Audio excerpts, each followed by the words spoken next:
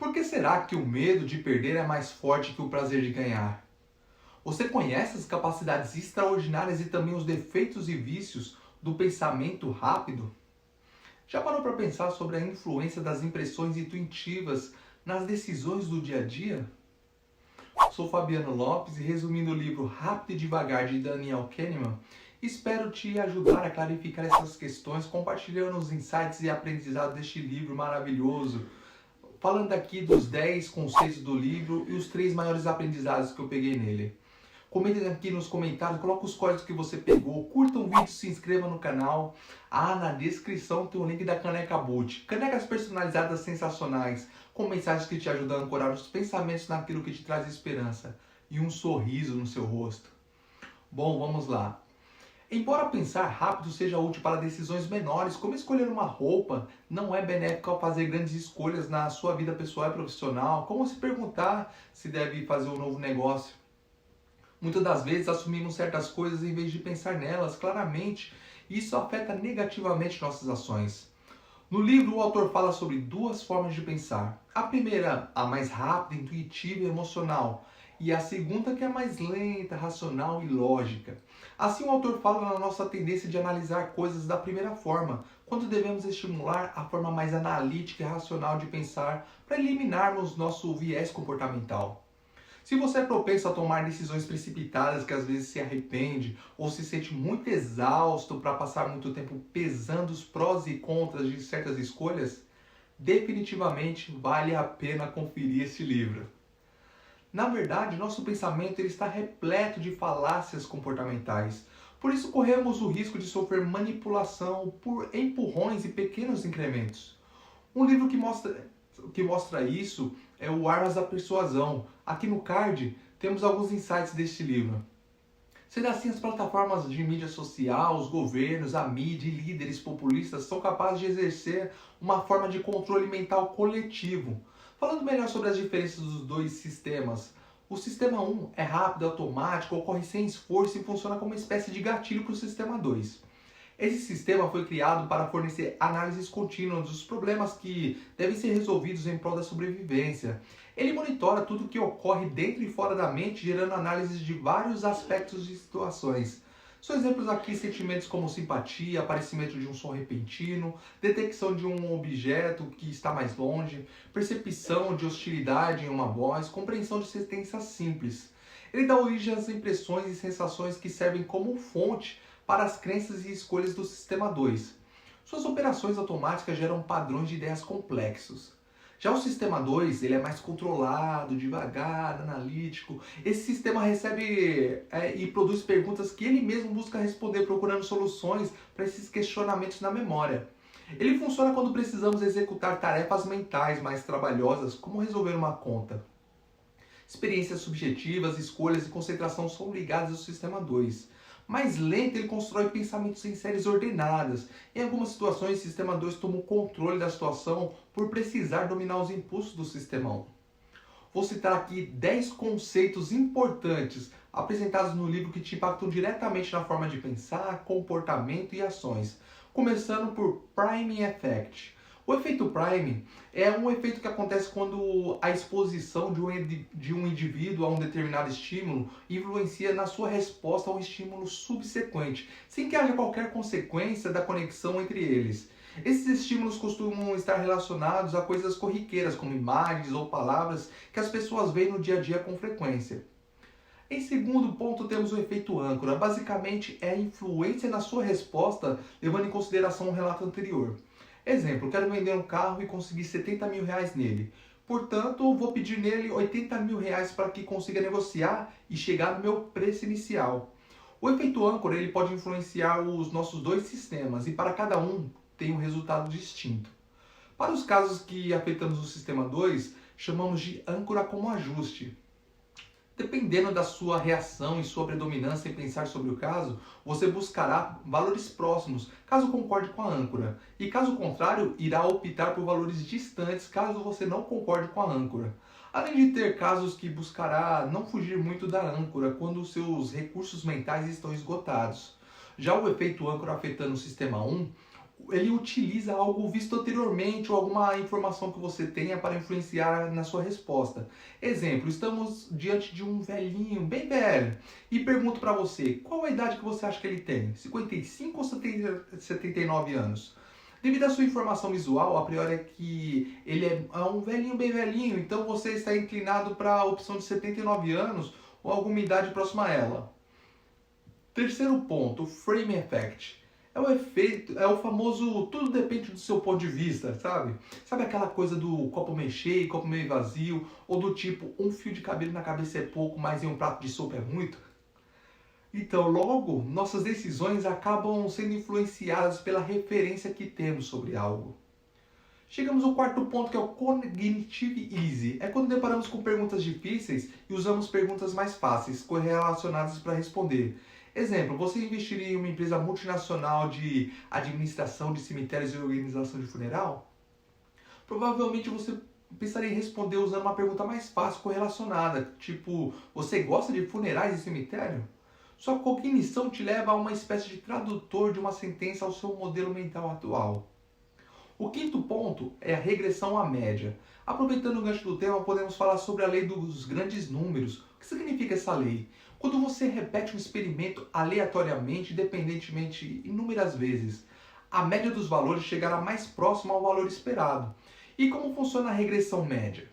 Se a variável atingiu um valor extremo em sua última leitura, provável que na próxima o valor tenderá a retornar à média em sua próxima leitura. E para fechar esse quadro, lei dos pequenos números. Amostras grandes são mais precisas do que amostras pequenas. Estas, por sua vez, fornecem resultados extremos com mais frequência do que amostras grandes. Amos e Kahneman explicam que as instituições sobre a amostragem aleatória parecem satisfazer a lei dos pequenos números, que afirma que a lei dos grandes números se aplica aos números pequenos também. Ou seja, acreditamos que amostras pequenas se parecem muito com a população da qual elas são extraídas. O motivo que por trás disso é a tendência que temos a exagerar a consistência e a coerência do que vemos.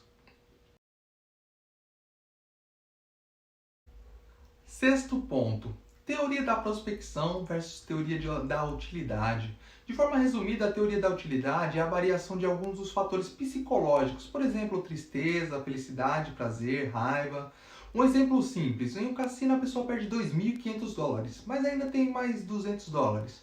Grandes chances de que irá apostar o restante pelo simples fato de já ter perdido uma grande quantia de dinheiro. Mas por que as pessoas preferem apostar quando todas as opções são ruins? A teoria da utilidade está mais ligada ao valor monetário da perda-ganho para você, já a teoria da prospecção está voltada para a perda e ganho monetário baseada em uma referência, por exemplo, o seu salário.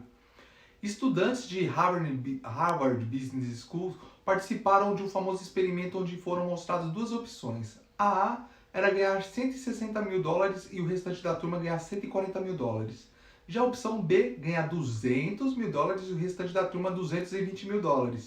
Incrivelmente, a maioria optou pela opção A. As pessoas não gostam de perder mais do que gostam de ganhar. Sétimo ponto, falácia de custo irrecuperável. É o momento que você gasta um valor em algo e não reconhece a perda de valor no tempo, fazendo com que sua decisão seja tomada em torno deste valor. Um exemplo disso, imagina um clube de futebol que gastou milhões de reais em um jogador e ao decorrer do campeonato ele não vem performando bem. Mas o seu substituto, que foi muito mais barato, vem ganhando destaque e isso não será o suficiente para reconhecer o mau investimento de imediato para optar a opção do reserva. Oitavo ponto, efeito Halo ou o Easy-At. O que você vê é tudo o que há, é o que existe. Essa é a nossa maneira de economizar energia usando só o sistema 1, fazendo com que nosso julgamento e impressão é de acordo com a informação que temos disponível. A criança desde pequena é ensinada que o bom é bonito e o mal é feio. Pensa nos filmes da Disney, facilmente você verá que isso é algo presente em quase todas as histórias e presente em outras produtoras como a Marvel, por exemplo. Esse julgamento prévio pela aparência superficial é chamado de efeito Halo. Nono ponto, heurística de disponibilidade. Depois de alguma queda de avião, as pessoas acabam ficando mais receosas em comprar uma passagem aérea Ou seu melhor amigo perdeu muito dinheiro ficando quebrado depois de investir em algumas ações. Dificilmente assim, você se arrisca em colocar seu dinheiro nessas ações, mesmo que elas se mostrando estaticamente estável. E nosso 11º ponto, retrospectiva, excesso de confiança. É quando acontece algo e você tem uma das três opções. Eu disse que isso iria acontecer, isso era para acontecer, ou déjà vu, eu sabia que ia acontecer. Esse comportamento acaba sendo um pouco prejudicial, já que quando você possui esse comportamento, te bloqueia em reconhecer seus erros e aprender com eles. Excesso de confiança é bem visível no mercado financeiro e na prática de esporte. Quando você está confiante, você relaxa e é quando se torna vulnerável aos erros mais simples. E concluindo aqui esse resumo, vou compartilhar o que para mim são as 3 coisas mais importantes que aprendi com o Rápido e Devagar. Resolver problemas complicados requer trabalho mental, então nosso cérebro corta cantos quando estamos cansados ou estressados. Às vezes pensamos rápido e às vezes pensamos devagar. Uma das principais ideias do livro é mostrar como o cérebro usa esses dois sistemas para processos de pensamentos e tomada de decisão. Como pensar devagar requer esforço consciente, o sistema 2 é melhor ativado quando temos autocontrole, concentração e foco. No entanto, em situações em que não o temos, como quando nos sentimos cansados ou estressados, o sistema 1 assume impulsivamente, colorindo nosso julgamento. Ao ligar os conceitos desse livro ao meu dia a dia, reconheci que meu pensamento rápido foi atribuído ao fato de que eu estava ocupado o tempo todo e não incorporava muitas pausas à minha agenda. Eu me senti exausto, distraído no final de longos dias, então eu estava usando o sistema 1 para tomar decisões em vez do sistema 2. Para ganhar mais concentração e foco, comecei a praticar mais estratégias de atenção plena e incorporar mais pausas, o que me ajudou tremendamente a fazer melhores escolhas para mim.